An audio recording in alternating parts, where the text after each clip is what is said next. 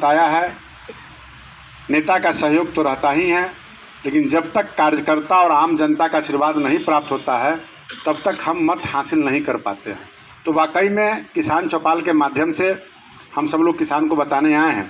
उसके पहले हम अपने सभी मंच के नेताओं से आग्रह करेंगे, खड़े होकर के आप सबों का अभिनंदन करें, ताली बजा के स्वागत करें। आप अभिनंदन के पात्र हैं, न कि हम लोग अभिनंदन के पात्र हैं।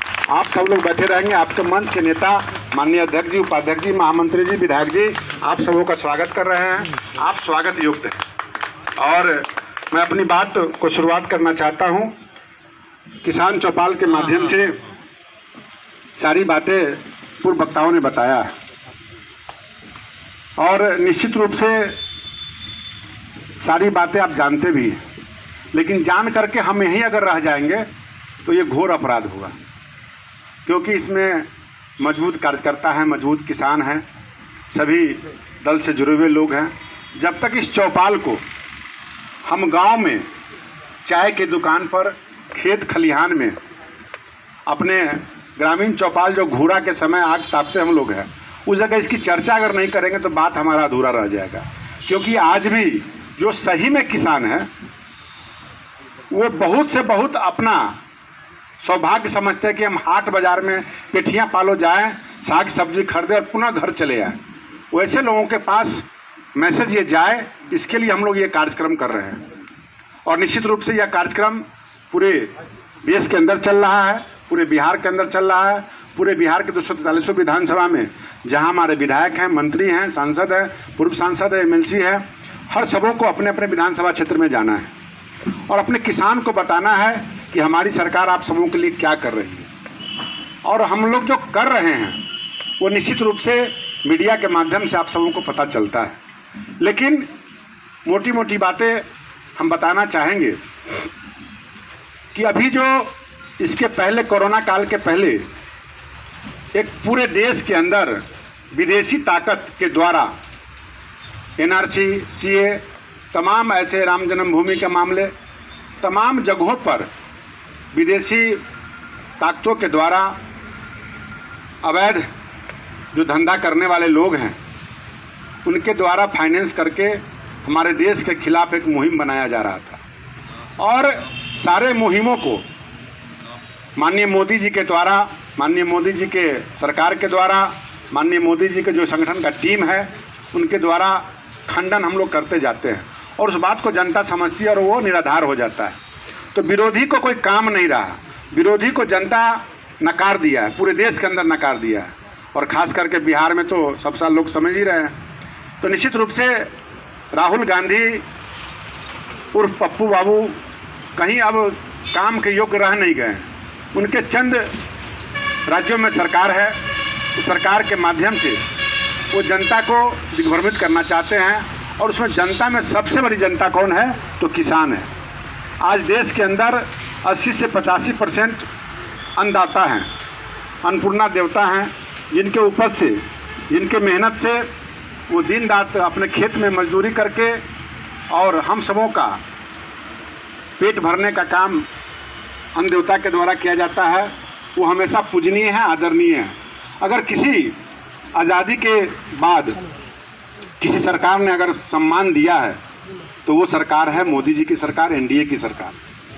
निश्चित रूप से यह सरकार कैसे किसानों को लाभ मिले, कैसे किसानों को खर्च कम पड़े, कैसे अधिक उपज हो, कैसे अधिक दाम मिले, इन सारे विषयों पर चर्चा करके संगठन के द्वारा, सरकार के द्वारा किसानों के हित में काम किया जाता है। मोटे तौर पे उनका अगर रिकॉर्ड जो हमारे पास जो सरकार का रिकॉर्ड है, निश्चित रूप से मैं आपको बताना चाहूँगा कि जहाँ उनकी सरकार है, जहाँ हमारी सरकार है, जैसे क्लियर कट मैं बताना चाहूँगा, मध्य प्रदेश में हमारी सरकार है, उत्तर प्रदेश में हमारी सरकार है, यानी NDA की सरकार है, BJP की सरकार है। तो निश्चित रूप से अभी जो हम लोग के यहाँ वहाँ धान जो फसल खरीद हो रहा है, मध्य प्रदेश में 33 लाख टन का खरीदारी हुआ और उत्तर प्रदेश में 55 लाख टन खरीदारी हुआ। उनका जहाँ लोग अभी है तौबा मचाए हुए हैं, राजस्थान और पंजाब उनकी सरकार है, वहाँ जाकर के देखिए तो वो मात्र 23 लाख टन खरीद पा रहे हैं। और निश्चित रूप से पंजाब में 30 लाख टन तक खरीदारी हुआ। ये किसकी लापरवाही है? ये उनकी लापरवाही है। जहाँ अच्छे नियमों का पालन करने के लिए सरकार जब नियम लागू करती है तो जहाँ हमारी सरकार है किसानों को अधिक लाभ मिल रहा है, लेकिन आज उनकी सरकार है वो विरोध में काम करती है। तो कैसे आम जनता को दिग्भ्रमित करें जिससे कि जनता को लाभ नहीं मिले, किसान को लाभ नहीं मिले, और आपकी सरकार है आप नहीं खरीद पाते हैं, तो क्या भारत सरकार का इसमें दोष है? पूरे देश के अंदर एक जैसा कानून है, चाहे वो एनडीए की सरकार हो, चाहे बीजेपी की सरकार हो, चाहे वो कांग्रेस की सरकार हो। कहीं भी जो नियम बनता है पूरे वो देश की जनता के 135 करोड़ के लिए एक समान नियम बनता है। निश्चित रूप से यह सबसे बड़ा विडंबना है कि कहा जाता है कि ये जो सरकार एनडीए की आई है, मोदी जी की जो सरकार आई है, सारा ज़मीन हड़प करके उद्योगपतियों को दे दिया जाएगा। मेरा कहना है, और संजोग से मैं राजस्व मंत्री हूँ, भूमि मेरे विभाग का है, हम लोग एक किसान हैं, एक मजदूर क्लास से भी लोग बहुत सारे किसान हैं, मध्यम वर्गीय हैं, जमींदार भी हैं। निश्चित रूप से मैं वादा करता हूँ, और माननीय मोदी जी हैं तो कहावत है, मोदी है तो मुमकिन है, भाजपा है तो भरोसा है। निश्चित रूप से ऐसा कानून कोई न बना है न बनेगा। निश्चित रूप से बिहार के साथ साथ इस देश की आम आवाम किसान का जो ज़मीन है, मजदूर का जो ज़मीन है, ताज जिंदगी उम्र भर उनके पोते पर पोते तक, यानी आने वाला पीढ़िया दर पीढ़िया जितनी भी पीढ़ी आएगी, जब तक मोदी है, जब तक भाजपा की सरकार है, जब तक एनडीए की सरकार है, और बिहार में जब हम यहाँ के राजस्व भूमि मंत्री हैं, 1 इंच जमीन भी किसान का किसी उद्योगपति को नहीं मिलने वाला। आप ये निश्चिंत रहें, और इस चीज़ को आप हम सब लोग अलग अलग तरीके से अलग अलग भाषा में हम लोग इसको कर भी रहे हैं। और पंजाब, हरियाणा, मध्य प्रदेश के किसान थोड़ा हाईटेक हैं, अधिक पैदावार करते हैं, और बड़े बड़े किसान हैं। जो हमारे यहाँ उद्योगपति हैं उससे ज़्यादा किसान वहाँ मजबूत हैं, संपन्न हैं, उनका किसानी करने का तरीका अलग है, और पूरे परिवार लग के करते हैं। हमारे यहाँ के लोग नौकरी के चक्कर में अपना पूरा ज़मीन छोड़ के नौकरी करने दिल्ली, बम्बे और विदेश चले जाते हैं। निश्चित रूप से मैं बताना चाहूँगा कि 1 इंच भी ज़मीन आपका हड़पा नहीं जाएगा और किसी को दिया नहीं जाएगा।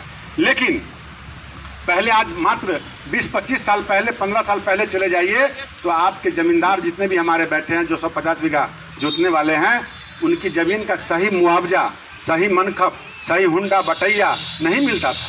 लेकिन आज के दिन में आज आपको आज़ादी है कि आप अपना ज़मीन 20,000 रुपये बीघा लगाइए, 10,000 रुपये बीघा लगाइए, 5,000 रुपये बीघा लगाइए। आप बिना एग्रीमेंट का आप अपने पड़ोसी को, अपने कमज़ोर भाई को, अपने स्टाफ को या किसी को भी देते हैं तो कहते हैं तू जाओ ज़मीन जोतो, हमको फसल बांट के देना, हमको पैसा देना, हमको हुंडा बटैया मनखब देना और ज़मीन का रखवाली करना, और वो ज़मीन आप ही का स्वामित्व रहता है, आप ही का आधार के ज़मीन का केवाला, ज़मीन का मोटेशन, जेवा सब कुछ आपके नाम पर होता है। उसी तरह बड़े कंपनियां जो आती हैं उनके साथ कुछ मजबूरियां हैं, वो एग्रीमेंट करता है, वो लिखित रूप से हो जाता है। आज हम लोग भी अपना ज़मीन रजिस्टर्ड लीज करते हैं। अगर कोई कंपनी उद्योग लगाता है, कोई पेट्रोल पंप खोलता है, कोई वेयर हाउस बनाता है, तो नियम है कि हम लोग 21 साल, 20 साल, 25 साल, 11 साल का रजिस्टर्ड लीज करते हैं, निबंधन करते हैं। रजिस्टर्ड लीज करने से भी हमारा ज़मीन का स्वामित्व समाप्त नहीं होता है, और उससे हमारा एग्रीमेंट है कि उस बीच में उसको हम छुड़ा नहीं सकते हैं। तो बड़ी बड़ी कंपनियां जो आती है, तो हम अपने खेती अगर करते हैं तो हमको 1,000-1,200 रुपये, 500 रुपये कट्ठा भी बचत मेरे घर में नहीं आता है। लेकिन उसी ज़मीन को अगर हम उस किसान को देते हैं, बड़े किसान यानी वो जो एग्रीमेंट, बड़े बड़े फार्मर है, बड़े बड़े कंपनी के जो एग्रीमेंट है, उससे आपको 2,000 रुपये, 1,500 रुपये, जैसा ज़मीन, जैसा साइड, जैसा शहर, उसका रेट होता है। और अपने सहमति से, इच्छा के अनुसार हम लोग एग्रीमेंट करते हैं, और वो हमको सारा चीज़ मुहैया कराता है और कहता है कि हमारा ये ज़मीन आप मेरे लिए खेती करेंगे। खेती भी अगर आप चाहते हैं तो आप करें या कंपनी करेगी, ये भी एग्रीमेंट है। जैसे हमारे यहाँ मक्का बीज वाला आता है और आपको कहता है कि ज़मीन आप हमको दीजिए, हम मजदूर का पैसा देंगे, खाद बीज का पैसा देंगे, लेकिन बीज मेरा लगाना होगा, बीज का जो प्रोडक्शन होगा वो मैं लूँगा, और आपका ज़मीन है आपका, उससे लाभ मिलता है। और फिर जो बाजार का रेट है उससे अधिक रेट तय करके आप, मकई अगर अभी 1,600 रुपये बिक रहा है तो वो कहता है कि हम 1,800 रुपये लेंगे, चाहे भाव 1,100 रुपये क्यों नहीं हो जाए। तो आपका मक्का वो खरीदता भी है, इससे किसान को नुकसान कहाँ है।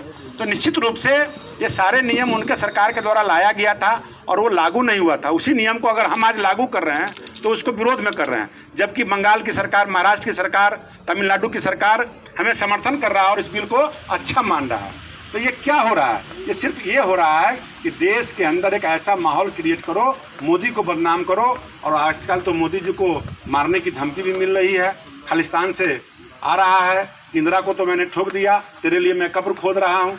ये तमाम चीज़ें जो हैं, एक मोदी के आने के बाद जो विकास की धारा, विकास का किरण, सच्चाई जो गरीब के पास जा रहा है, सच्चाई जो एक किसान के पास जा रहा है, उनको अधिक मुआवजा मिले, उनको अधिक फसल का दाम मिले, ये सब जब काम हो रहा है तो विरोधी का कलेजा फट रहा है। और वो जान रहा है इस व्यक्ति को अगर हम नहीं उखाड़ पाएंगे तो ये 20 साल तक भारतीय जनता पार्टी कहीं हिलने और डुलने वाली नहीं है। आने वाला सरकार निरंतर मोदी जी रहेंगे, मोदी जी के बाद भी हमारी जो पीढ़ियाँ हैं वो आगे नेतृत्व करता रहेगा। निश्चित रूप से मैं कहना चाहूँगा, उनकी जब सरकार थी तो वो लोग जब धान खरीद रहे थे, गेहूं खरीद रहे थे या कोई भी फसल खरीद रहे थे, तो उनके सरकार में जो दाम हुआ करता था, तो उनके सरकार में जब 2 बार की टर्म की मनमोहन सिंह की सरकार थी तो उनके समय में 2009 से 2010 के बीच में 9 से 50 रुपये प्रति क्विंटल का रेट था। और जब 2013-14 में उनकी सरकार बनी तो फिर उन्होंने 1310 रुपये का रेट किया। जब हमारा 14 और 15 में जब सरकार हमारी बनी, माननीय मोदी जी आए और 2021 तक अभी 1868 रुपये के रेट के हिसाब से, यानी हमारी सरकार 568 रुपये का रेट का बढ़ोतरी किया, यानी प्रति क्विंटल, और वो किए थे 360 रुपया। तो जब हम अधिक किसान के लिए हम माल भी खरीद रहे हैं, यानी जब अधिक हमारा खरीदारी हो रहा है तो अधिक किसान को लाभ मिल रहा है। ये देश में ऐसा कोई व्यवस्था नहीं कि आपका 100% उपज कोई भी सरकार खरीद ले। एक सहयोग है, एक मदद है, जिसके आधार पे हम लोग खरीदारी करते हैं। और जहाँ जहाँ हमारी भाजपा की सरकार है वहाँ पर जो है खरीदारी का जो स्पीड है वो ज़्यादा है। जहाँ जहाँ कांग्रेस की सरकार है या विरोधी की सरकार है वो काम कम कर रहे हैं, नौटंकी ज़्यादा कर रहे हैं। जैसे अभी दिल्ली के अंदर देख लीजिए, सीए और एनआरसी में जो हंगामा खड़ा हुआ और बता रहे हैं कि मोदी जी और अमित शाह दोषी होंगे, उसी तरह ये केजरीवाल जी बिल फाड़ रहे हैं अपने सदन में, अपना जो प्रस्ताव फाड़ रहे हैं। और फाड़ करके उनका उद्देश्य है कि पंजाब का चुनाव 2022 में होने वाला है, वहाँ अपनी रोटी सेकने के लिए वही केजरीवाल जब हरियाणा और पंजाब का किसान जब अपना पुआल जला रहा था पॉल्यूशन के लिए, उसके बार बार विरोध कर रहे थे, आज उसी के समर्थन में खड़े हैं। इनकी कोई नीति निर्धारण नहीं है, अपने व्यक्तिगत लाभ के लिए, अपनी पार्टी के लाभ के लिए काम करते हैं, लेकिन देश की और राज्य की जनता के लिए काम करते हैं। निश्चित रूप से हमारी सरकार एमएसपी तय करता है और इस बिल कानून में, कृषि कानून में किसी भी तरह का एमएसपी पर चर्चा नहीं है, न कानून के तहत है। हम सभी लोग आपको बताना चाहेंगे कि निश्चित रूप से इनका जो भविष्य है राजनीतिक करने के लिए, रोटी सेकने के लिए, कि कैसे हमारी सरकार इन एनडीए के सरकार को उखाड़ सके, बिगाड़ सके, किसान का हित नहीं हो सके, किसान और मजदूर जिंदगी भर गरीब का गरीब रहे, उनको अधिक मूल्य नहीं मिल सके। इन सब बातों को ध्यान में रखते हुए और सरकार हमेशा चाहती है कि हमारा जो जनता है, हमारा जो वोटर है, हमारा जो चुनाव में जो वोट देता है उसके लिए हम काम नहीं करते, हम सबों के लिए काम करते हैं। और जो जीतता है, हारता है, जो दल है, विदल है, किसी भी जाति, किसी भी धर्म, किसान का कोई जाति और कोई धर्म नहीं होता है। किसान हर वर्ग से आते हैं, संभ्रांत परिवार से भी आते हैं और छोटे मझोले किसान भी होते हैं। और हर धर्म, हर जाति के लोग के पास ज़मीन है, चाहे उसका ज़मीन 5 डिसमिल क्यों नहीं हो, चाहे 500 डिसमिल क्यों नहीं हो। निश्चित रूप से मैं कहना चाहूँगा आप सबों को कि आप सभी लोग कभी भी भ्रमित नहीं होना है। आप सबों का ज़मीन कोई नहीं आपका हड़प सकता है और सरकार आपके लिए निरंतर योजनाएं पर योजनाएं चला रही है। सम्मान निधि के माध्यम से आप सबों को मुआवजा मिला है और मिलता रहेगा। ये सरकार का समझना पड़ेगा कि यह ज़मीन का दाम क्यों बढ़ा। इसलिए बढ़ा कि 4 लेन बना, विकास हुआ, बिजली पहुंच गया, अब कहीं पर इंडस्ट्री लग रहा है, कहीं पर उद्योग लग रहा है, कहीं पर आपको छोटे बड़े काम हो रहे हैं। यानी किसानों के हित में सारी व्यवस्थाएं हमारी सरकार कर रही है, क्योंकि किसान हमारा मेजर पार्ट है इस देश का। और किसान नहीं रहेगा तो लाख हम सोना का उद्योग खोल लेंगे, लाख हम पेट्रोल पंप खोल लेंगे, हमको ना तो पेट्रोल पी सकते हैं ना सोना खा सकते हैं, हमको तो खाना है अन्न।